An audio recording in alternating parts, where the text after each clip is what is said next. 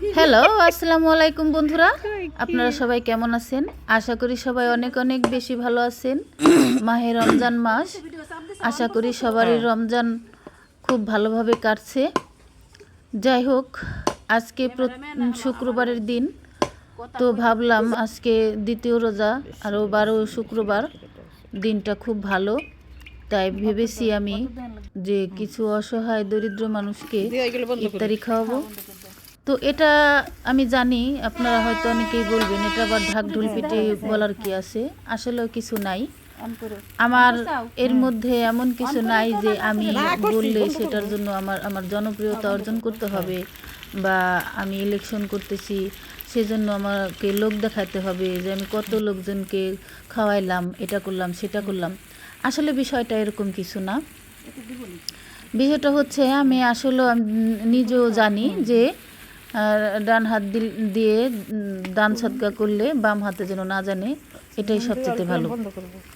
এই হাদিস জানে না এমন কোনো লোক খুব কমই পাওয়া যাবে। যাই হোক, আমি নিজের হাতে রান্না করে এগুলো দিব ভেবেছি, তো আমি নিজের হাতেই রান্না করেছি। এখন ঘটনা হচ্ছে, আপনাদের কাছে আমি হাত জোর করে অনুরোধ করে বলছি, আপনারা কেউ আমার ইনবক্সে এসে বাজে কোনো কমেন্ট করবেন না, বাজে কোনো রিপ্লাই দিবেন না। তো আপনারা বলবেন যে তাহলে আপনি হাদিস জানেন, তাহলে কিসের জন্য লোক জানাজানি করতেছেন বা করতেছেন। আসলে আমি লোক জানানোর জন্য না, আমি চাই যে এদেশে কিন্তু অনেক অনেক ভালো ভালো মানুষ আছে, যারা টাকাওয়ালা লোক, পয়সাওয়ালা লোক, তারা সবাই, আমি চাই যে এগুলো দেখে অনেকেরই উৎসাহ বাড়ুক, সেজন্য আমি এই ভিডিওটা করেছি। তাছাড়া অন্য কোনো আমার উদ্দেশ্য নেই।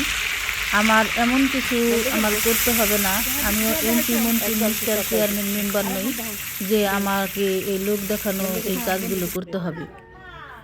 তো দেখুন, করই আমি ছোট চুলায়, আমার উঠানের মধ্যে যে ছোট চুলা আছে সেটাই আমি মাংসটা রান্না করে নিয়েছি। আর এখানে বড় শাসমনি আমি উঠানের মধ্যে গর্ত করে তারপর হচ্ছে আমি নিজের হাতেই রান্না করেছি।